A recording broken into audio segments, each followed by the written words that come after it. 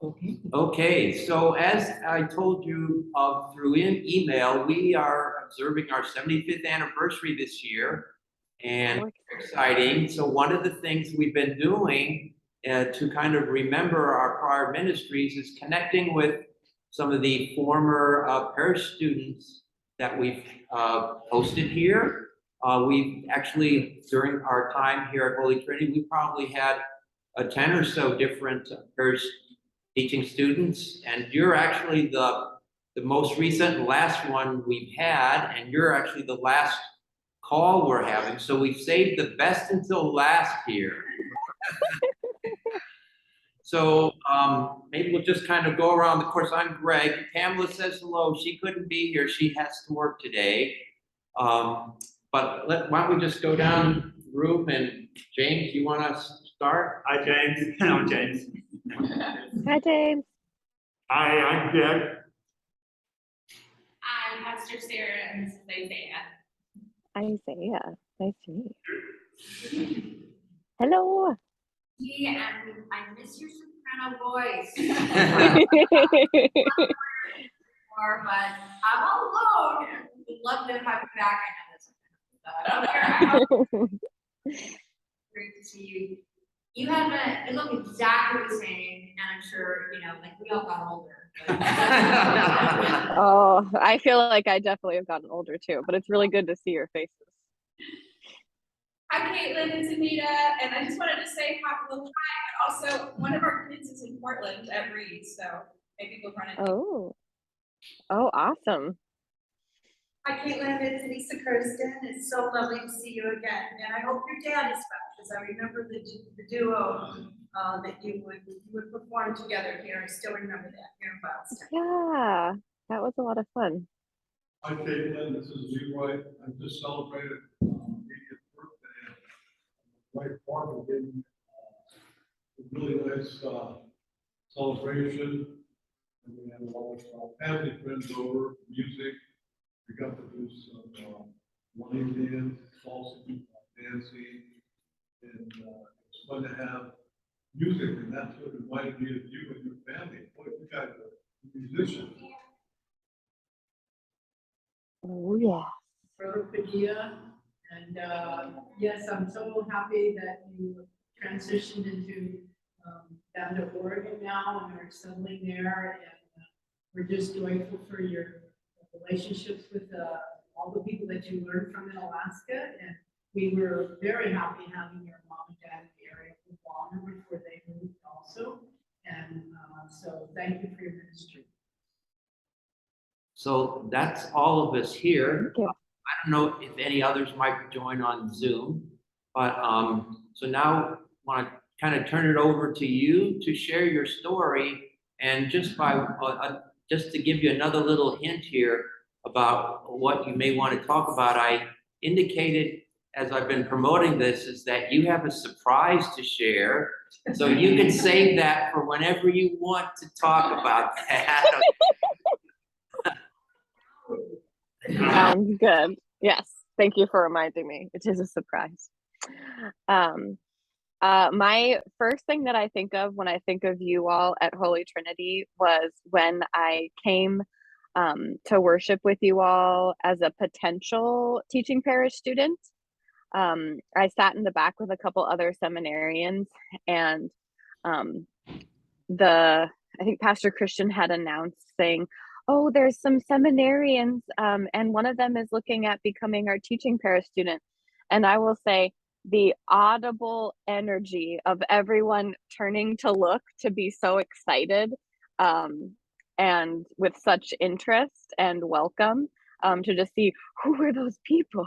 I really felt like, oh, they are really interested in having someone come and learn and be present with them. And that was what really sealed the deal for me to say, yes, I really want to commute from Berkeley to San Carlos to come and be a teaching parish student. So I always think of you all as very energetically welcoming people. And if I think back on my time with you all, just the amount of support that you all gave in terms of being Uh-oh.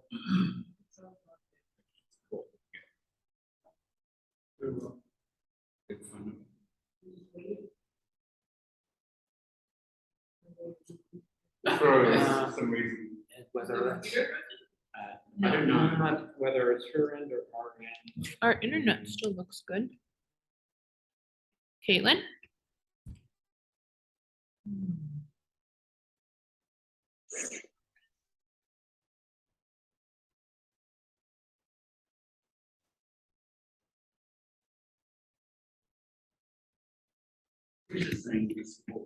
Can you hear us again?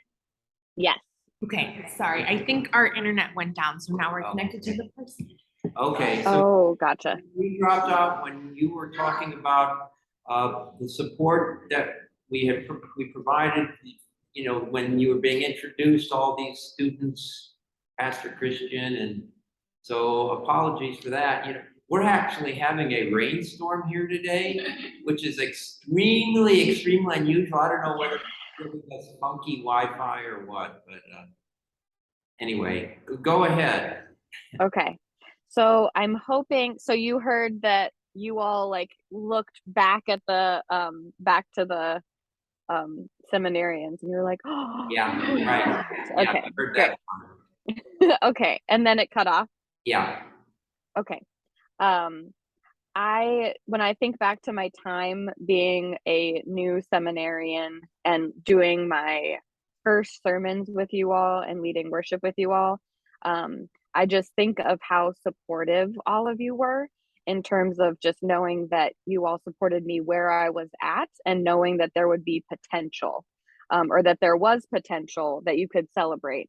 And that's one of the things, a big gift that teaching parish students get is that, and I felt very much from your community, was we celebrate you for who you are now, and want to be able to mentor you. And you don't get to see the benefits of that because other churches get to see that.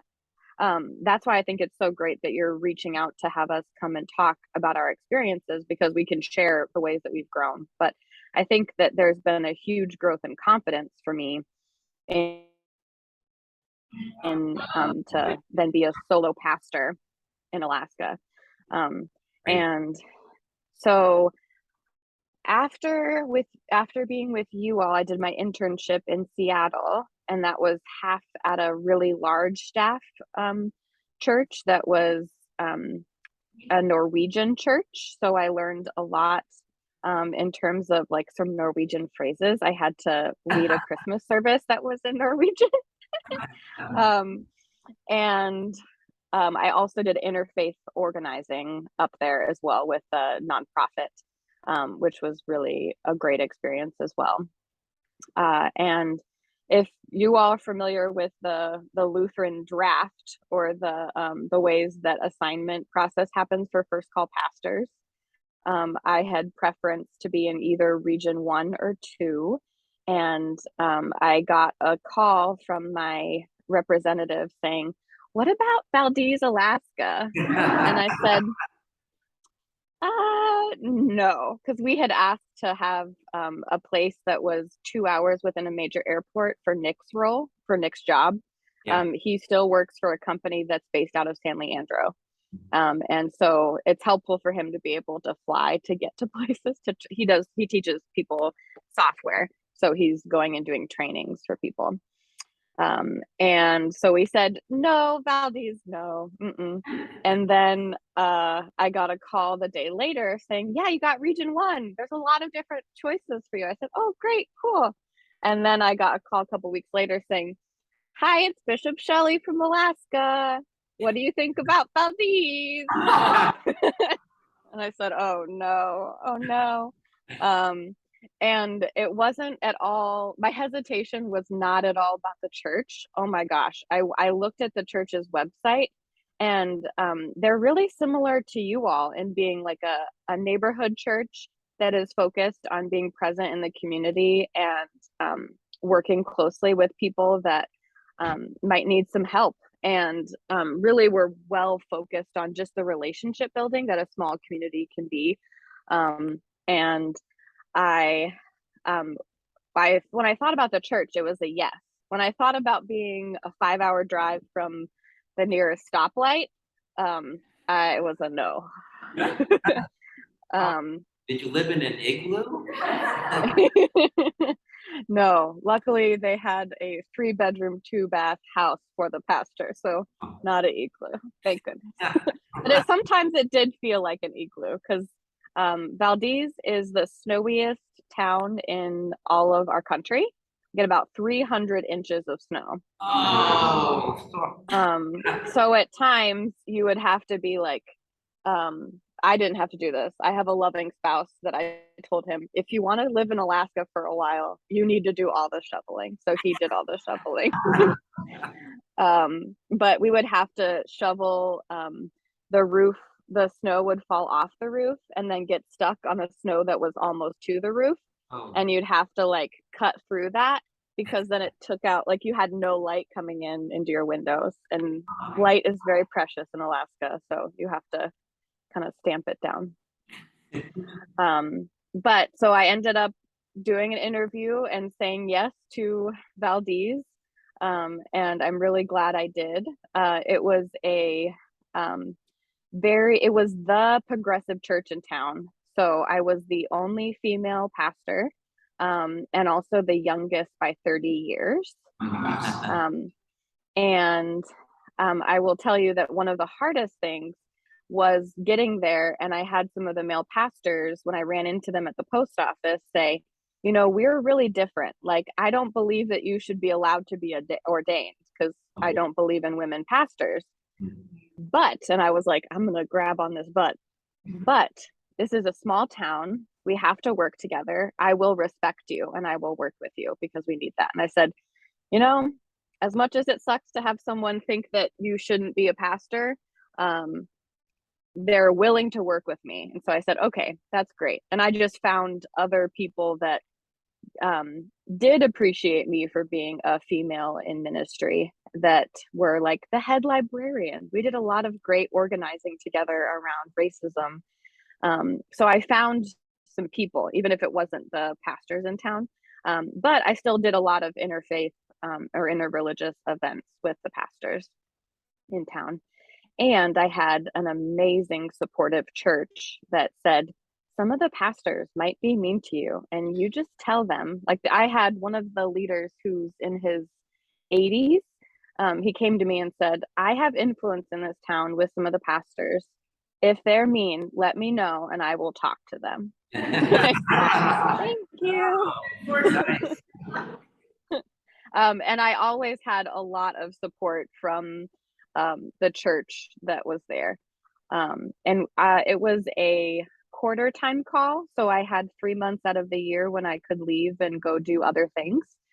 And then the rest of the time I would spend there working full time. And it's a dual Lutheran Episcopal church.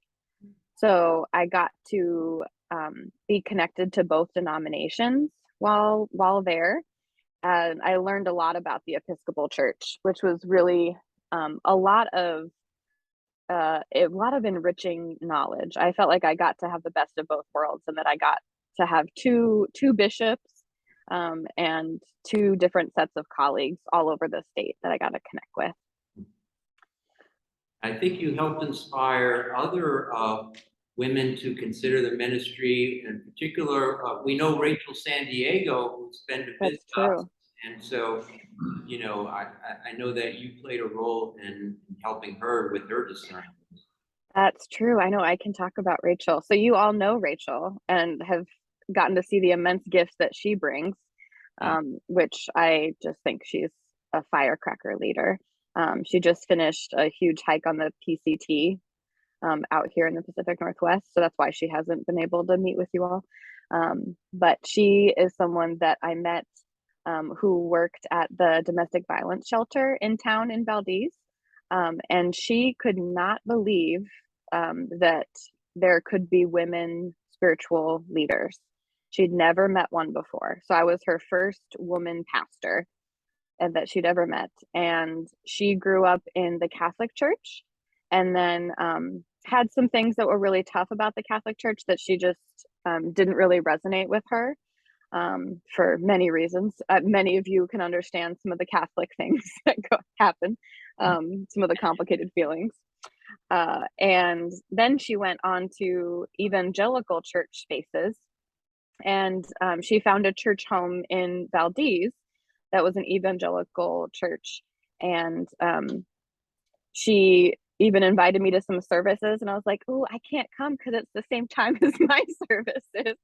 And we just would have conversations about theology and God, and my of God and her experience of God. And one of the things that she shared with me is that she would spend the entire time during the sermon at the other church praying that people could hear the opposite of what he was preaching.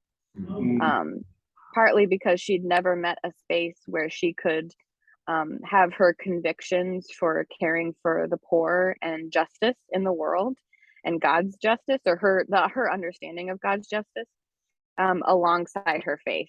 And so she started coming to our church just part-time to support me. That was what she said. And she's like, oh, I just really want to like support you. And I was like, you don't have to. The church is doing great. They're great on their own. And she ended up really, really liking it. And then said she would want to try preaching sometime. And so mentoring her through preaching. And then it was like a fire just lit within her. And she said, this is what I'm called to do. And then she sat down with that pastor of the evangelical church and she said, I feel really called to seminary, and I'm going to begin being a member of that church because that's where I'd like to pursue my call to be a spiritual leader. And he said, I'll be praying for you, but it's not the kind of prayers you want. It will, because that church has gay members and they support those gay members, and that's not okay. And being able to share the liberating sense of God's grace, and that wasn't just me, it was the whole church was living that out. And they had been living that out for decades, so it wasn't a new thing. And being able to be witnesses of that, she has gotten to blossom in ways that I just think she's going to amazing places. And just, I often have thought, if it just is one person that I've gotten to lift up into ministry, if that's all that I do as a spiritual leader, that's enough. If that's one person is able to own their call, I did it. Yeah. Yeah. Great. Yeah. So how long were you at Valdez then? I was in Valdez for 3.5 years. And while I was there, some of the things that we really focused on were, in general, really recommitting with the food bank. We had a couple of ministries that in Valdez that the church had started. They started and founded the domestic violence shelter in the 80s, and then had kind of like let it go on its own because it became fully independent. And we did the same with the food bank. And just a lot closer relationship with the food bank. The members were really wanting to be really focused in on that. And they also were really focused on welcoming all. That's one of their mottos. They're like, well, welcoming all people. And I didn't really know what that meant. And so I asked a lot of people, what do you mean when you say welcoming all? And some people had varied responses, but in general, when I asked people to be specific about who they meant, they said people that were experiencing houselessness and LGBTQ people. They're like, we're the one church that welcomes LGBTQ people, and we're also the one church that leaves our doors unlocked 24/7 in case someone needs a place to stay. And which you can't do in many places. I would say Holy Trinity would not be a good place to be unlocked 24/7. Valdez, it worked because we didn't have that many people that were experiencing homelessness. And so we walked through the process of becoming the first Reconciling in Christ church in Alaska. That happened in February of 2021. We'd walked through that process for about 2.5 years prior to that. And within the midst of that, we had quite a few members that had grown up in really conservative spaces that said, I'm having a really hard time wrestling with this, but I want to be present. And there's a common theme of Alaskan culture, which is, I'm just going to do me, you're going to do you. We're both independent. It's very libertarian. I do me, you do you. As long as you don't tread on me, I'm good. Just keep my own space. I want my space. And so I'm not going to judge you for anything you do, and you're not going to judge me for anything I do, because it's really important to be independent. And there was a core group of our church members that were really focused on needing to welcome all and be very expansive and loud about that. And then we had a few people that said, no, I just want to like do me and they do them. And I don't need to say, I need the rainbow flag out there. I just need to just do me.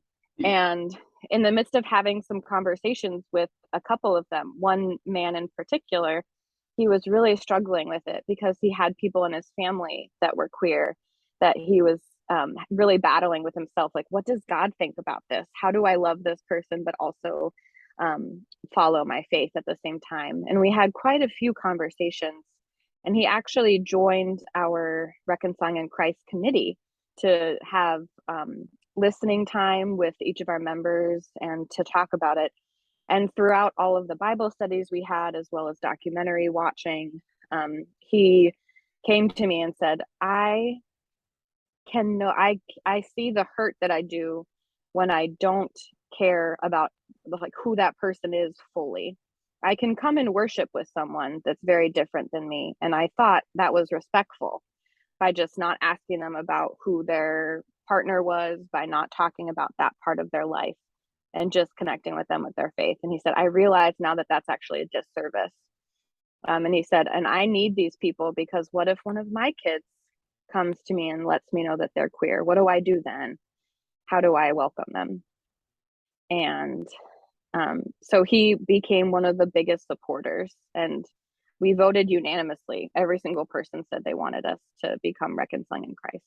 And that was a big moment for them. And I'm so proud because they've had a year of not having a pastor. And Valdez had its first Pride parade in June, the first one, which is a big deal.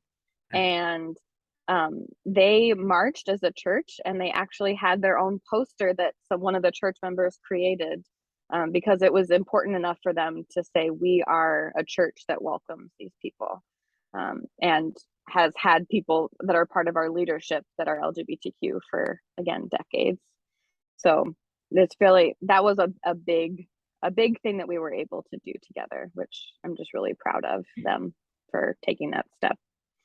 Well, that's great that you were able to be with them for that.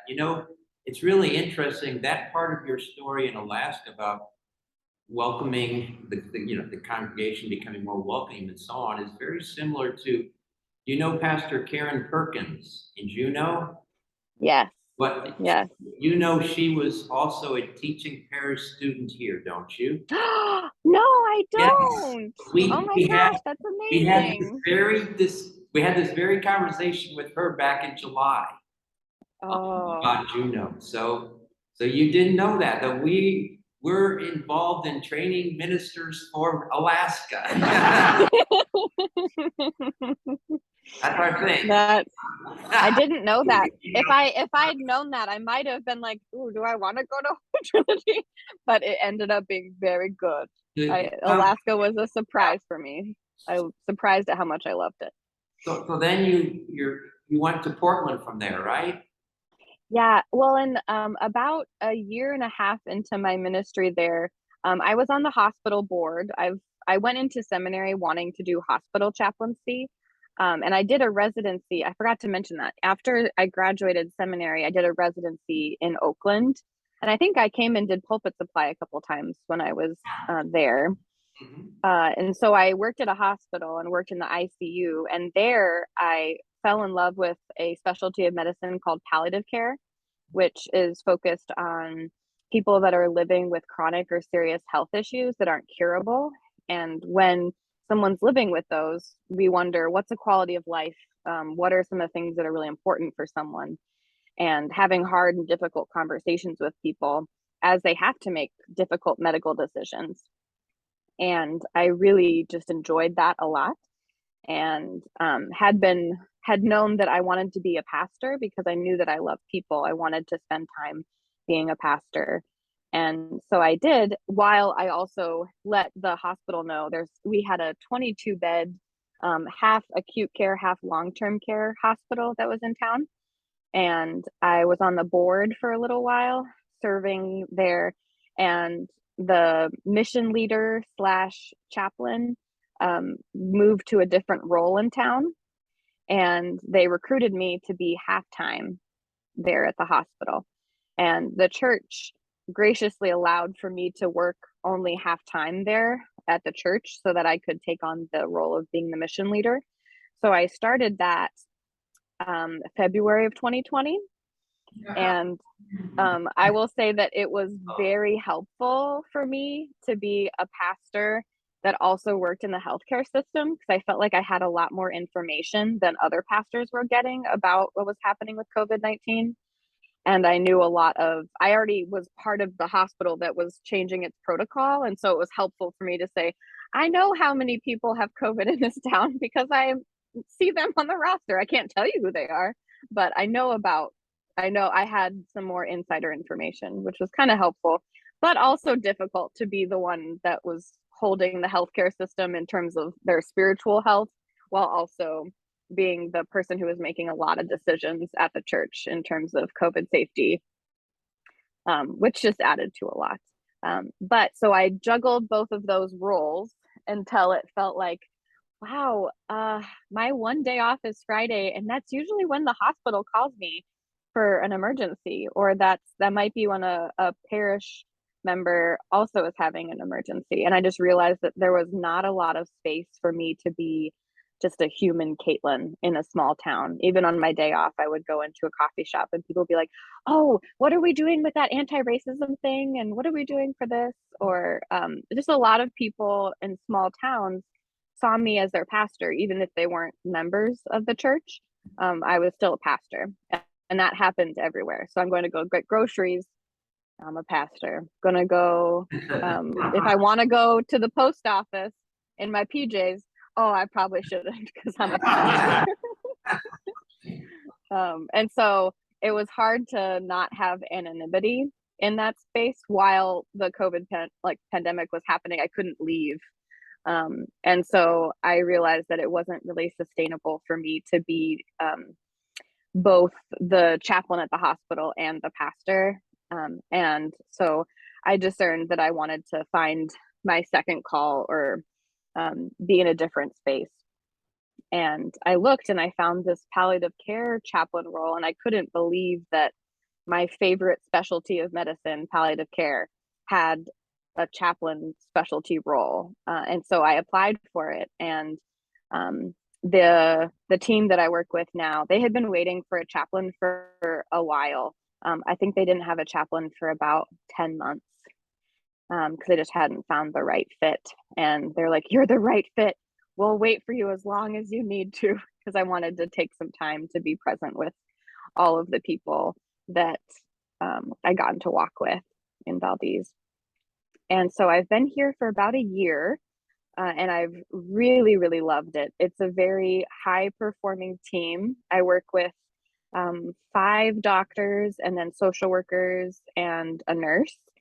And I get to work with a variety of people. I work in a hospital that's about 600 beds, so it's pretty large. And we're the hospital that does heart transplants in the state of Oregon. And in particular, there's one patient that I'll highlight. I had a social worker reach out to me that she had a meeting with a doctor and with a patient and his family. And he's relatively young, and he needed to have a heart transplant. And he was feeling really, really guilty about it and was thinking about saying no to the heart transplant because he didn't think that he was worthy enough to have the transplant or that he deserved this heart. And the social worker said, I think that there's just something going on where he's just can only see this one path, and I'm just wondering if you can go and be present with him. And I got to spend some time with him and unpacked a lot of the things that he was looking forward to living for, as well as he was sharing. He's like, I just keep thinking that there's some 20-year-old person who deserves this heart more than me and isn't going to waste their life like I do. Like, sometimes I just play video games all day. And I was like, I don't know, that sounds like a pretty good day to me. And just like giving some space for him to just be a human, as well as like kind of being a mirror for him to see how he was a mentor to people in his life, as well as sharing some really practical information about how doctors decide who gets a heart first.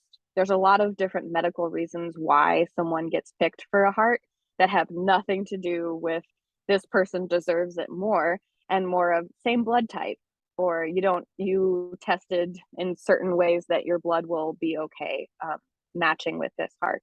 And then I also said, I bet that there's someone who's 70 that also needs a heart transplant is wondering, oh gosh, I bet there's some guy who likes to play video games who has their whole life ahead of them who needs this heart more than me. And so just sharing some of the in general triage of how the doctors pick people. And I said, the doctors are telling me that you are first on the list, and that's for a reason. And it's not because of any sense of worth on your part, but it's the fact that there's a lot of people that need a heart, but there's a whole lot of different factors. And he had not even considered that they would be thinking of those factors. And he said, I just felt like I was looking in a tunnel and I could only see, like, this is the only moral way for me to do this, is to say no and to die. That is the way it's okay for me to live my life. That's the only moral choice. And he said, I actually realized there's a lot more pathways after talking with you. And I gave him a mantra, which is, I am worthy of a healthy heart.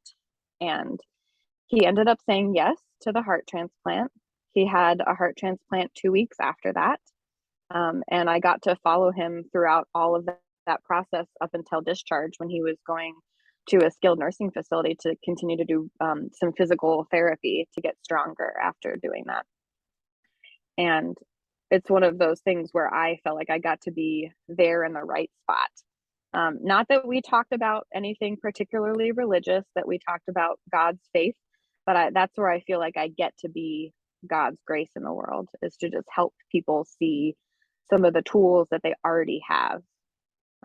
I wasn't giving him meaning, I was helping him see some of the meaning in his life, and making it okay to say it's okay to enjoy video games as well. And being able to do this work has been such an enriching thing for me. It's difficult, it is very difficult, but I've learned to also have little rituals that I do every day to give myself some space or boundaries to say, okay, now I'm leaving the hospital. I don't have to hold that story anymore. And God can hold that story rather than me. And so far, it's been a really great journey. And I also am accepting a new position soon. The lead chaplain that's part of our team retired, and she asked me to apply for her role. So I will be stepping into a leadership role soon, which will include still being part of my palliative care team, but I'll have additional responsibilities as the leader of my 4-person chaplain team. Wow, congratulations. Yeah. Yeah. Thank you. And lots of changes afoot. That's where my surprise comes in, which is that Nick and I are expecting our first baby. Yeah, that's a very exciting thing too. I'm due November 30th. And so it's coming up pretty soon. You know what, girl, boy, No, we're gonna have it be a surprise. So we will figure it out. But we won't be able to paint the room yet. I know. Well, that's another thing is that we're looking at buying a house, so we don't really have a like a clear nursery either. There's a lot of changes happening. It's a lot of good changes. And I think you all know that my parents moved to Boise, Yeah, Idaho. yeah. How are you doing? And that they're doing really good. My mom is really loving her new call and really getting connected there with the interfaith coalition that's there. So I think a lot of you have worked with her in terms of the interfaith organization that's in the peninsula. And my dad is really loving it. They're doing a lot of hiking around. And it's also really nice for me because they're only a 7-hour drive away. So the treat of being down in the lower 48 is that it's a little bit easier to get to see people versus being in Valdez. That was a 5-hour drive to the airport and then a flight out of Alaska. Yeah. And I've heard peripherally just a lot of the things that Holy Trinity has been through, that there's been some scary things that have happened in your recent past. Great. In terms of some vandalism and also just some really hard things that you all have dealt with as a community, and just have kept you all in my prayers because I know that that can be such a formidable thing to deal with, but also an obstacle that can help you feel connected even further to God and God's grace. So would love to hear about some of the things that you all are celebrating as you turn 75 Okay. and honor One- honor what you're up to. Well, one thing in particular that's happened this summer is that Pastor Josh has had the opportunity to go on sabbatical for about, I guess, 3 or 4 months. And I think he did some travel to Europe and so on. He's not back with us yet, but that sabbatical, the theme there was really to help him renew himself from the personal threats and so on that he felt, but also give us an opportunity to, renew and refresh our ministries and how we feel about our space here. So we've been doing various things to try to do that this summer. We've had some projects to support various social causes. There was preparing a special kit for, you like this one, is for new mothers, right? So a few weeks ago, a group prepared some kits for new mothers, for, I think, single mothers.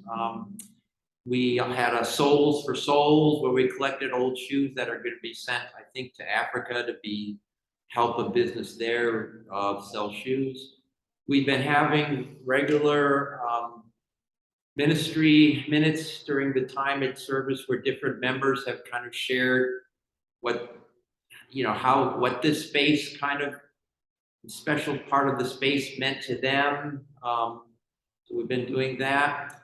We're having on Saturday, we're having an ice cream social here. We're going to have like an open house for the neighbors to come in and have some ice cream and see our space and maybe, find out about the mysterious things that go on in here on Sundays.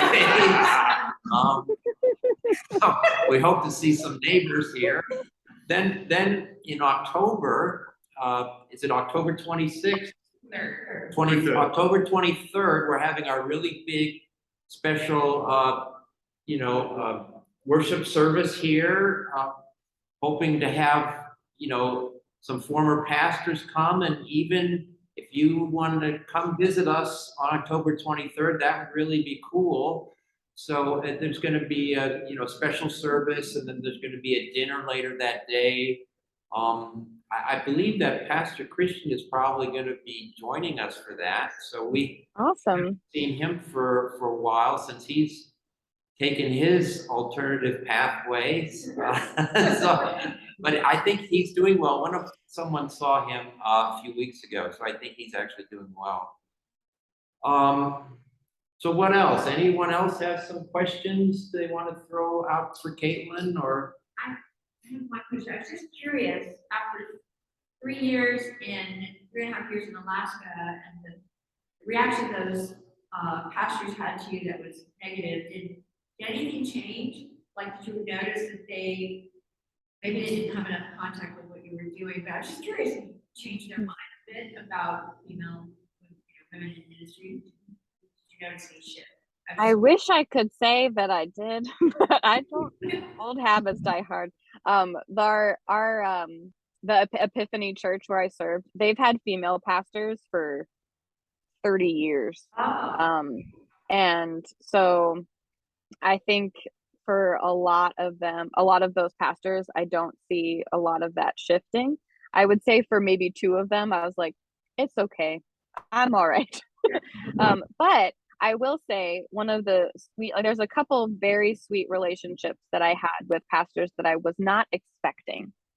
I lived next door to the Catholic priest, who is in his 70s, late 70s, and the relationship that we were able to build, very different people, so different.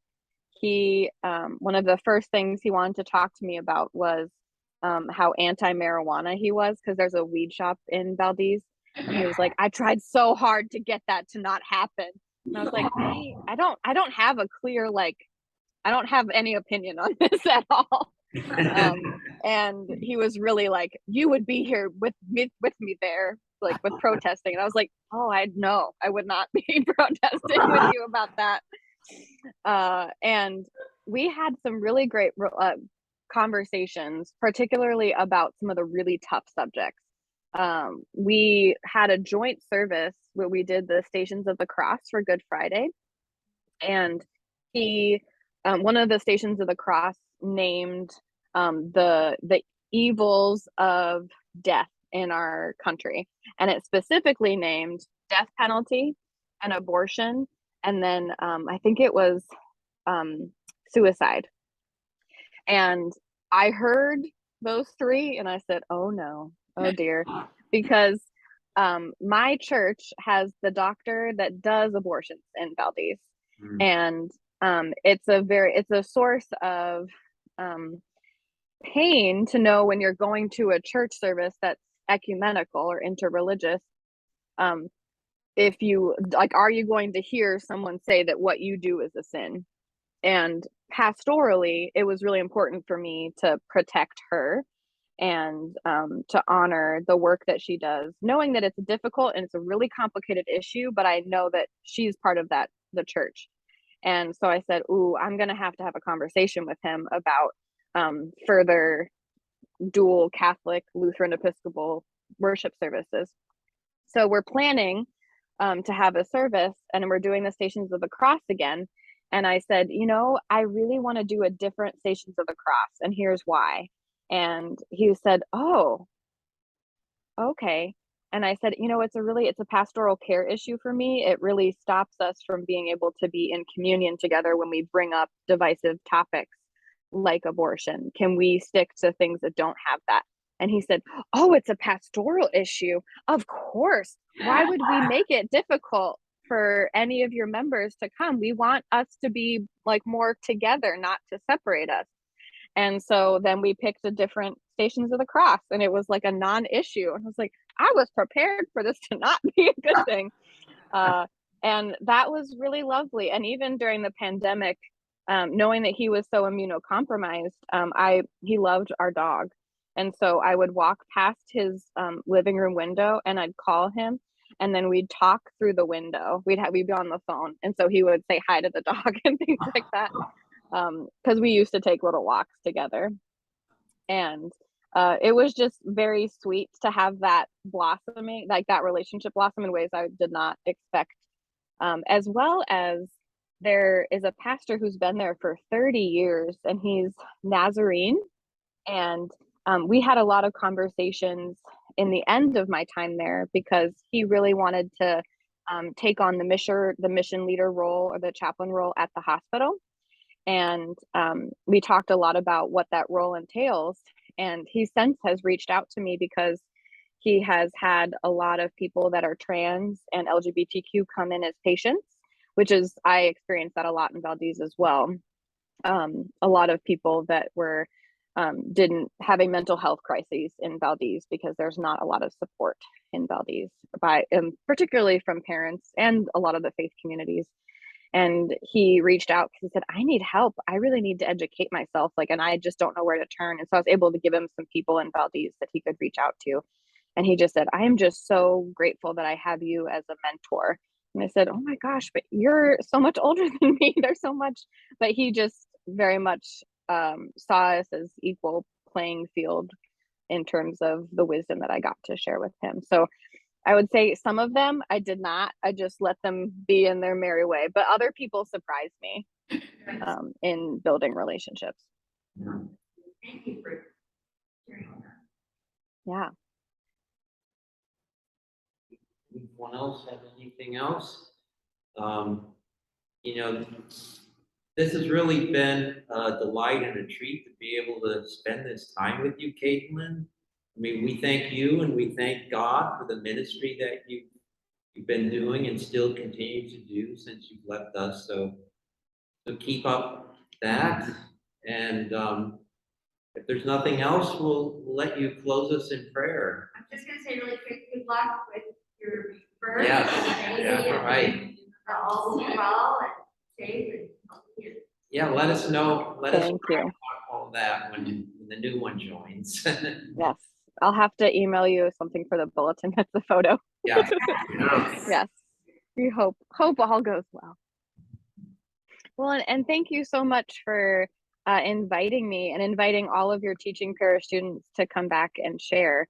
And I know I said this in the beginning, but when you're mentoring people, sometimes you just don't get to see the impact that they go on to have. And so I think it's so smart to have us come back and share. And I think that that's true for really anyone, not just teaching parish students, but the pastors that you have mentored, as well as the church members that have been through these sacred doors for 75 years, that people that have been touched.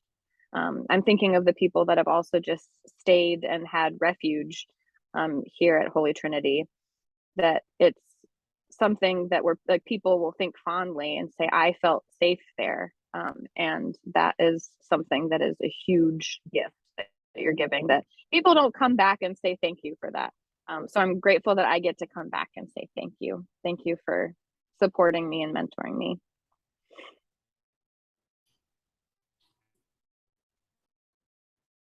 And then if there's no other questions, I'd love to close this out in prayer. Okay.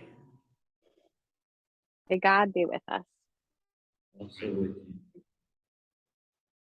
Gracious God, we thank you for the ministry that is swimming and surrounding Holy Trinity, that these many decades of worshiping you and listening to your will and the ways that your grace fulfills our lives has made large footprints, larger than we can see and know. I pray that all of these people gathered can have a sense of their leadership and their mentorship that reverberates further than we can see, similar to God's peace that surpasses all understanding. I pray for another 75 years of ministry in San Carlos, and for new ventures and expanding what God's grace looks like and how we understand what church and community looks like moving forward. May you give a clear next right step. May you give vision. May you give rest for Pastor Josh and for his family. And may you give rest and rejuvenation for this whole community. We lift up all of our prayers, trusting that you are listening and that you are with us in every moment. In Jesus' name we pray. Amen. And peace. Yeah. So lovely to be with you all. Say hi to Nick. I will. All right. Bye, all. Bye. Bye. Bye, Sarah. Take good care. It's so good to see you. You too. Congratulations. And Thank you. yes, I'll be thinking of you. Thank you. All right, Take care. bye. Bye.